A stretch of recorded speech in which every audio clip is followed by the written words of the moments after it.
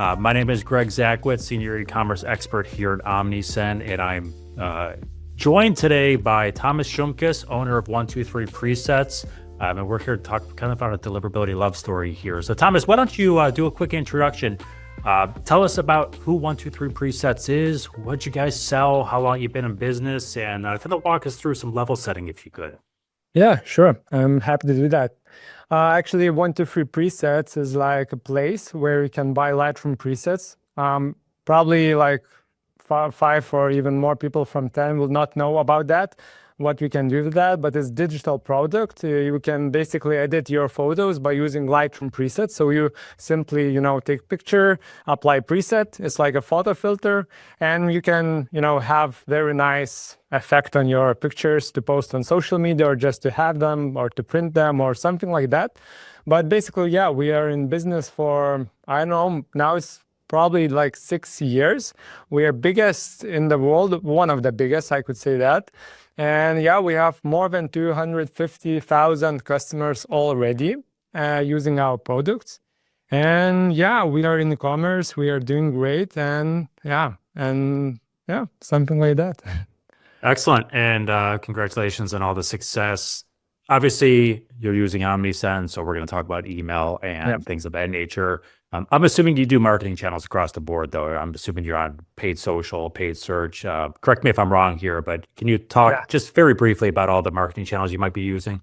Yeah, actually, we have digital products. So of course we are using like all the Meta, Google, tried a lot, TikTok, Pinterest, Twitter, Reddit, Quora, you name it, we tried it. And now we have going on, with major things, so Google ads, Meta ads, of course, email marketing, Omnisend helping us a lot. So it's big game changer for us. We'll talk about that for sure. And yeah, all the channels, organic one as well, influencer marketing.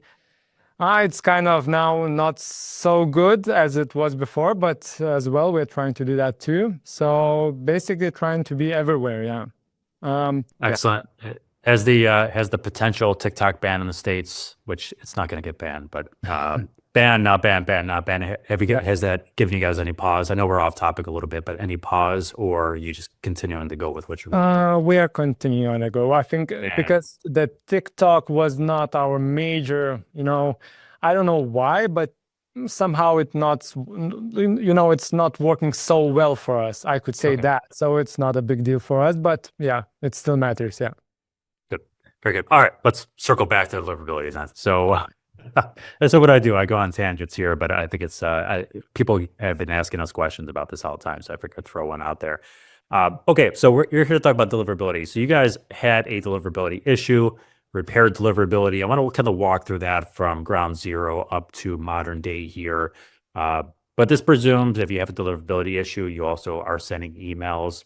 So let's level set a little bit, and then we'll get into kind of what prompted you to understand that maybe you did have a deliverability issue. So how long you've been in business? You said for 6 years. Have you been doing email marketing for that whole 6 years? Walk us through kind of what you're doing from an email side and how you're collecting email addresses.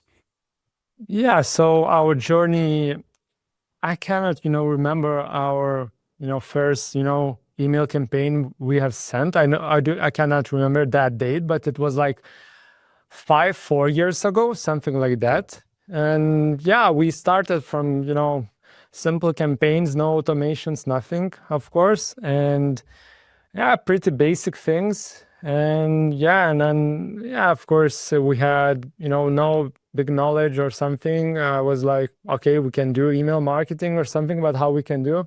As always, I go to YouTube. I, try to things what to do. I try to find new people who can do that. And yeah, something like that. And we just basically started, and yeah, and the things was good. And after we had problems, of course, deliverability problems, and Omnisend got us covered. I think I could say that, yeah.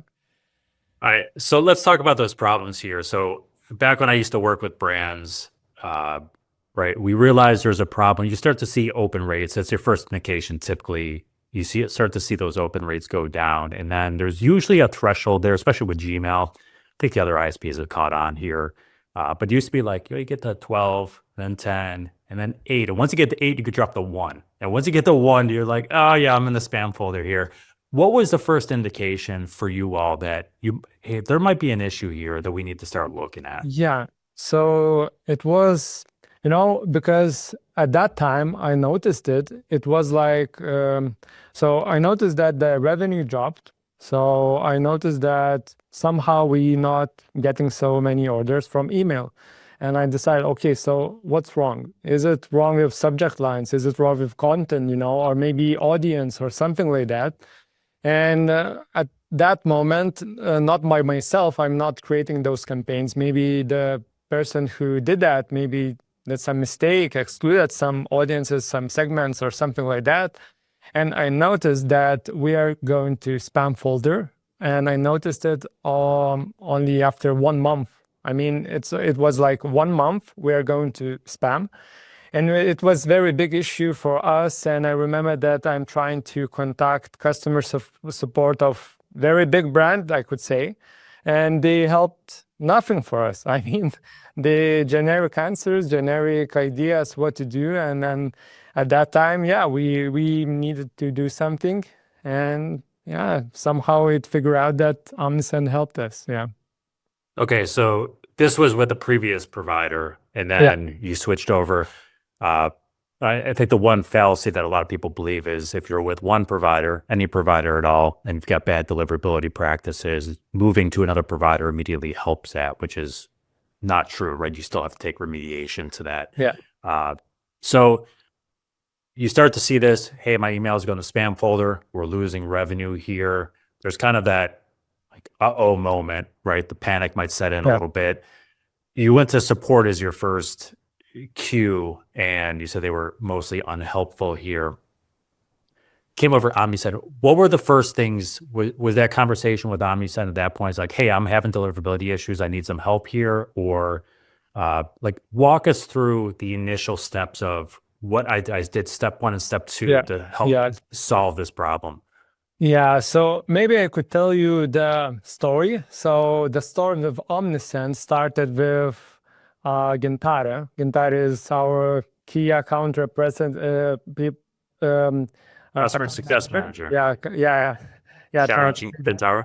yeah. So it was Gintare was game changer, and I kind of technical guy, but not email technical guy. I do not know how to do things here, what's the important, what's not. And with Gintare help, we started to plan things.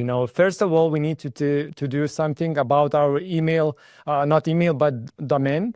Because our domain, it was like going to spam folder. So we created subdomains and trying to change that thing and trying to separate campaigns and automations on different subdomains. So I think it was major thing for us as well to do that. Of course, we as well, I remember that we have fixed those DKIM records or something like that. Yeah, it was kind of technical thing, but we need to do that to keep, a good shape of account, to fix the account settings, email settings, and after you can do something else. But the first thing you need to keep simple and fix the most important thing. So domain, all the settings, all the connections with I think it was most important part. So I remember that we started that. We fixed everything with Gintare's help, with Omnisend help. We implemented those strategies to improve our, I think, authority score or brand score. I mean, a reputation score. I don't know how to name it, but the thing is that we improved a lot, and we started our warm-up process. So it was, not sending 100,000 emails at once and crash our, authority, but we started low, started from warm audiences, from people who engage most.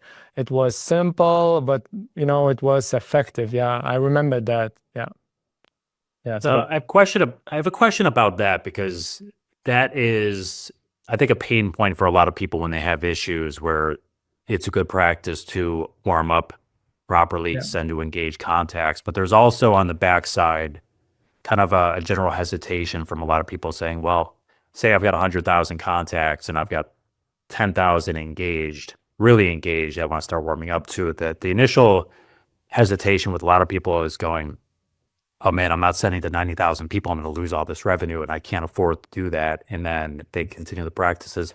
How did those conversations go in? How were they taken internally? Did you have conversation among your team members? Was there hesitations? I want to kind of dig into that a little bit if I can. Yeah, sure.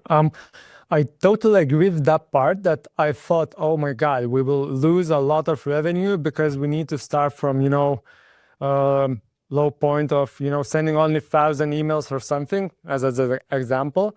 But actually I was super surprised that the revenue, we send like first email was sent to 5,000 people or something like that. And we got, I could say same amount of, not same amount, of course, but it was very huge number. It was big difference between what I thought and what it is actually, because you're sending emails to most engaged audience, and they're most likely to, to click, to buy, to engage, and it's very good because you see that your audience, the hot audience, the warm audience, is performing 10x better than any cold audience. Like it could be 100,000 people who are not engaging with your emails and 10,000 who are loving your emails. So it's a big difference, and it was a game changer for us to understand that too. Yeah. So as you move on, so you've created subdomains, separated your automations from your campaigns, set your DKIM, right? You kind of go through all the technical process of getting all that as a step one. You start warming up those subdomains with engaged contacts. As best recollection, as you started going through that warm-up process, about how long did it take and when did you start filtering in some of those, some of the rest of the group? I don't want to say unengaged, but the less hot group, if you will. Yeah.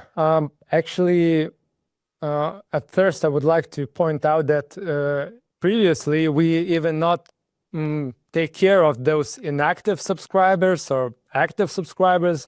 We just, as I said, it was a time then I do not know how to do email marketing. I don't know how to do, what's the best practices. I'm trying to do that, but I'm not, expert. So we just sending everyone, not segmenting, doing nothing.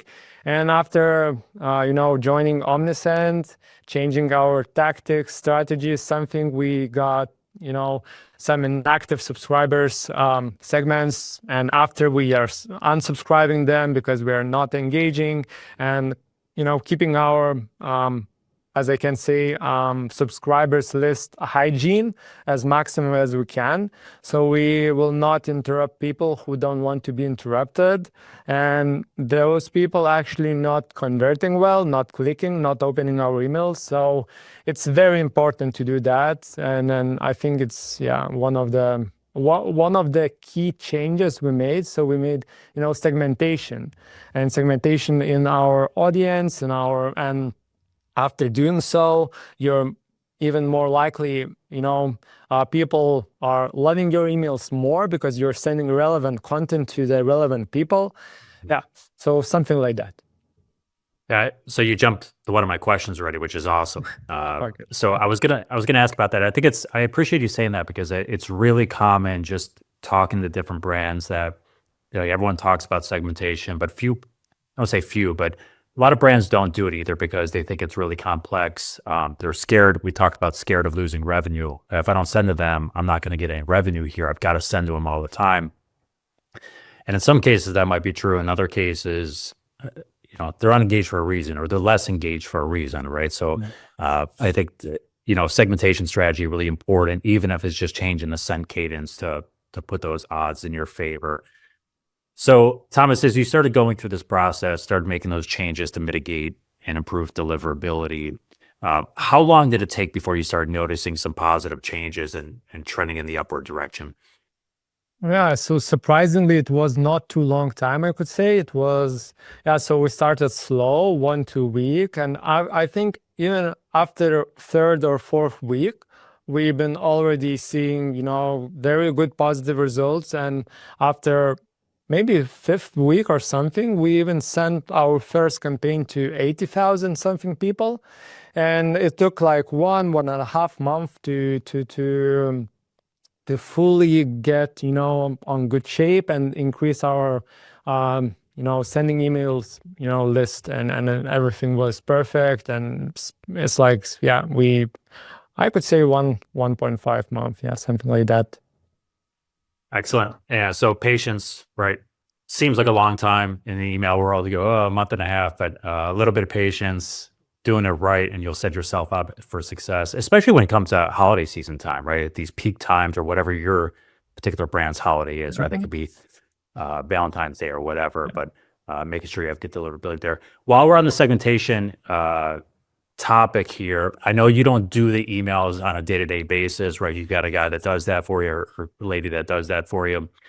We have a question from Lars that came in on segments. And he says, what key segments did you establish? So you mentioned cadence, but can you walk through, as best you know, like what are those critical segments that you guys now do that you weren't doing before? Yeah, so as we do not do any segments, so it's critical, but we have now segments. So the first thing is to, then we're sending, I could, tell my story, how we do, how the best performing campaigns do. So actually we have, for example, all subscribers, and if we want to reach maximum amount, it's like Black Friday or something. So we are trying to reach our subscribers, but actually we are excluding our inactive subscribers. So we have a flow, automation flow, which indicates which subscribers are inactive. We have kind of, I don't know, 20 or 25 parameters added to see those, inactive subscribers. If they get to that list, they will get additional email with option to, opt in again and get emails. Or if they will not click, not open that email, we'll just opt out those subscribers. So the first thing is to have an active subscriber segment. After that, we have, of course, a warm audiences like purchasers, people who engage with our content in website. If we have, like, for example, I don't know, like Black Friday emails, we want to, not to push emails every week to same audience, but we want to get as maximum possible revenue to get from our email list. So we're trying every weekday to just segment those people and not send, for example, to all subscribers, but send to our, best purchasers from Black Friday last year or something like that. So those specific segments helps us as well. But I could say that those inactive subscribers excluding will help you a lot if you want to, just to be sure that you're sending in good shape and excluding those subscribers. Yeah, so yeah, something like that. Perfect. Do you mind if I ask what you guys consider inactive? Is it haven't opened in X period of time and haven't purchased, or? Yeah, so I could say that the Gintara helped us a lot. Yeah, Okay. and she helped us to do that. Because I do not remember exactly, but for example, I could say like a person who not opened email for 15 times in last 6 months, and as well not visited our website for past 6 months. Something like that. If you don't know how to set up that, you can just go to customer support on Omnisend. They will help you for sure. But it's very complex thing. So you can do a lot of different variables. You can add, there's a lot of things you can add, even people who do not added any products to cart, to not clicked on message, do not, something like that. Yeah. Yeah. Thank you for sharing that. I would say for any brands who are listening, right, you need to take your own send cadence into account here. So if you're sending, I used to work with a brand who would send 21 times a week, right? So if you're doing last 15 messages That's a week, right? So you got to base it with your own setting cadence as well in your own business and types of products, obviously with price point stuff. So there's always that caveat there. So but I appreciate the insights, and people can shape that to their own business needs. All right. So you mentioned personalization. It is help because it's helped engagement. The more engagement, more opens, more clicks, the more the ISPs love you, right? They think you're a good sender. You talked about segmentation on the personalization side, but automation you mentioned before, which is just another form of another form of personalization, where they're behavior-based messages, they're sent to individual contacts, relevant, personalized, timely. Could you share some light about your personalization tactics, whether it's on a campaign level or if it's just not specifically on a campaign level and more geared toward engaged contacts? Walk us through your automation a little bit. What types of automation do you guys have, and how are they working for you? Yeah, I could say that automations basically even getting more revenue than the campaigns. So it's very strong.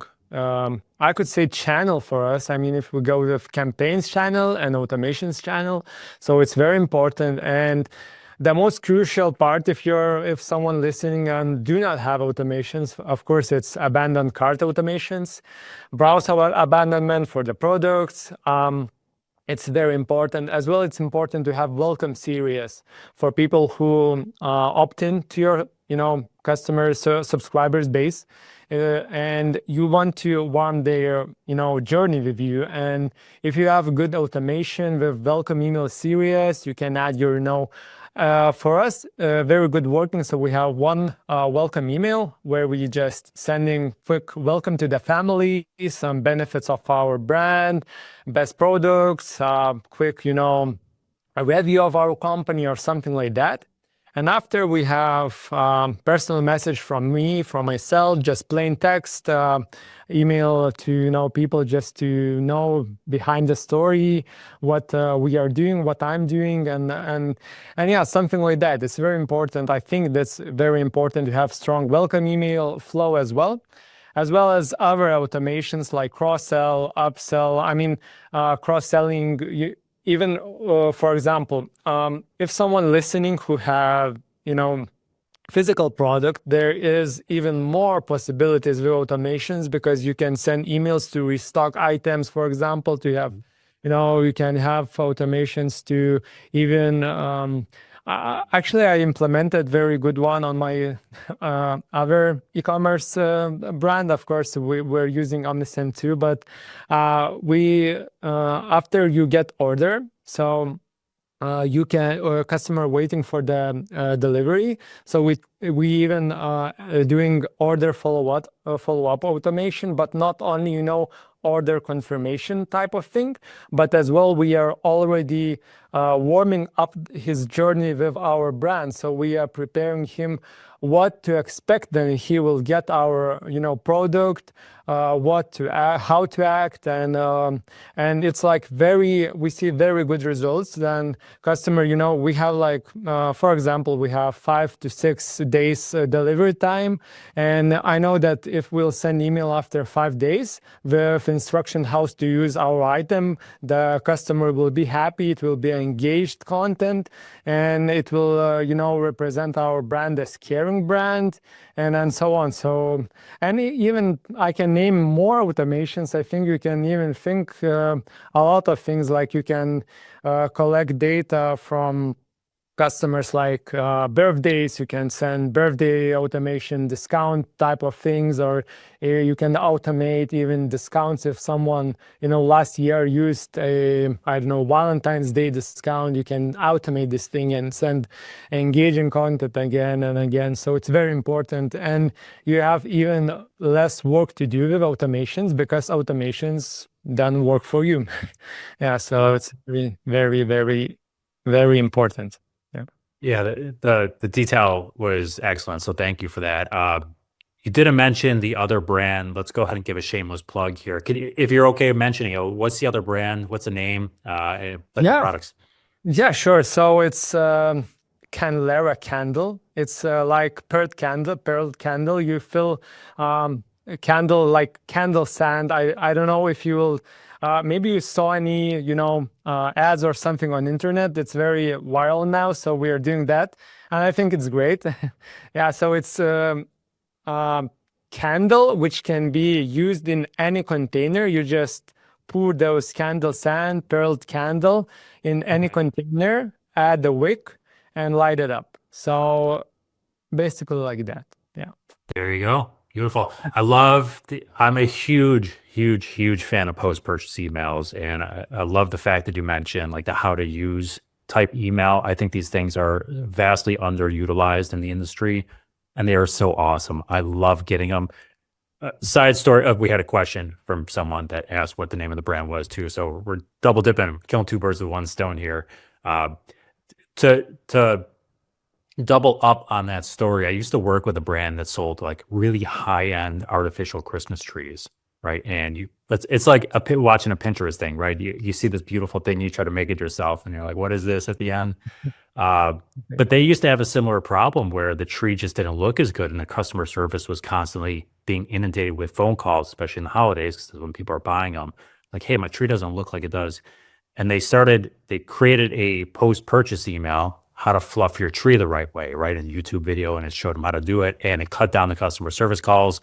They were able to cross-sell and upsell accessory items at a higher clip for it. So it kind of helped all around, but people loved it, right? And you feel more attached to a brand.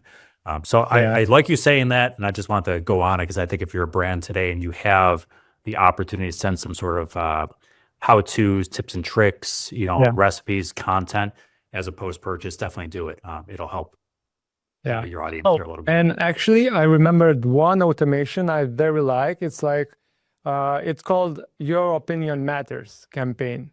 So, I mean, so it's not like a get review campaign, but it's a campaign where we are doing like a giveaway. You can, win up to 100 euros gift card if you will fill out the survey and you will answer most critical parts of of your purchase. For example, maybe you have any ideas how to improve your product, maybe there was any difficulties, something like that, and people are engaging, they're entering honest details. You're improving your brand, you're improving relation with customers, you're improving experience. So this automation as well is working very well. And I just wanted to, if everyone wants to do kind of thing, it's very working. It's I think it's important to do that, so you get feedback, and it's kind of easy to do.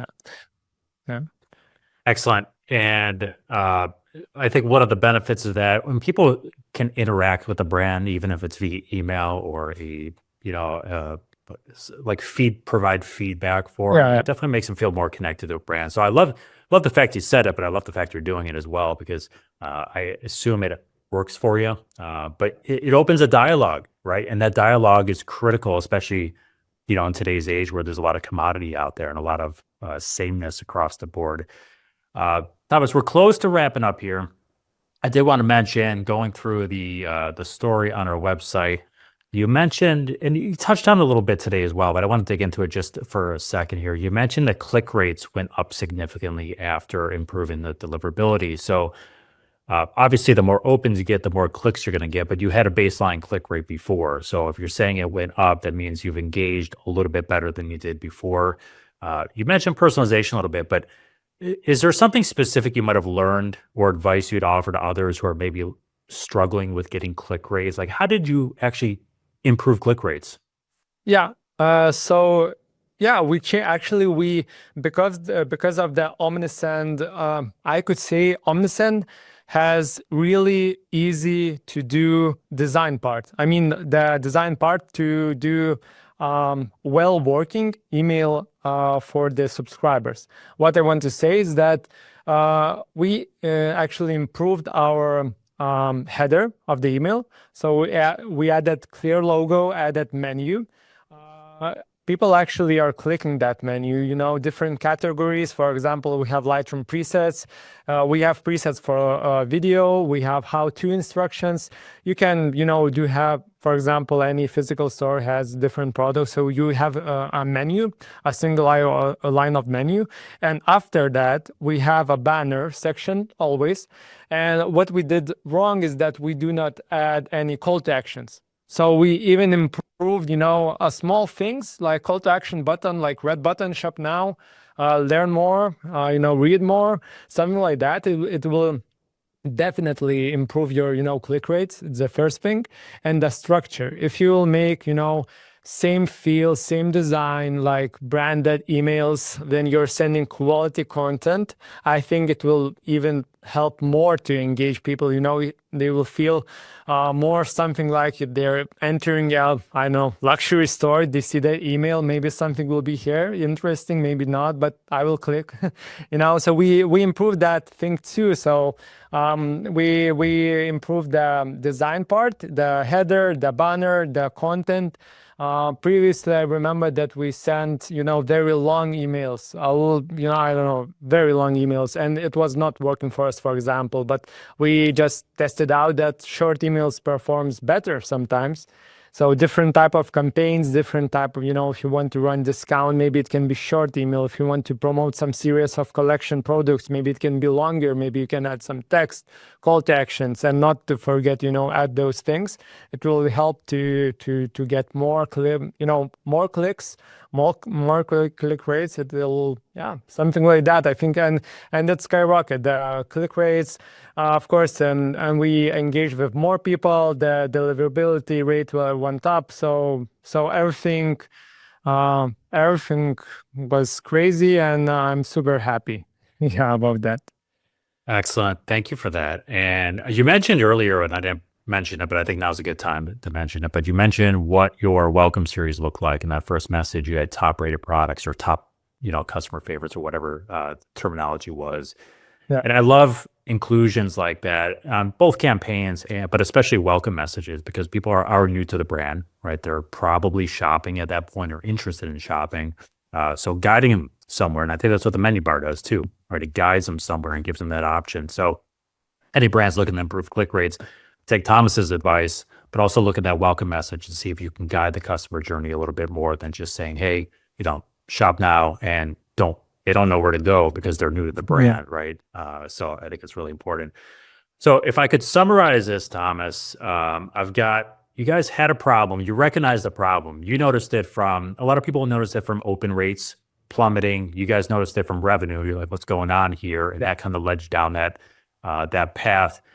You made a step to address it, right? First contacting customer support of a different company. You said they weren't helpful.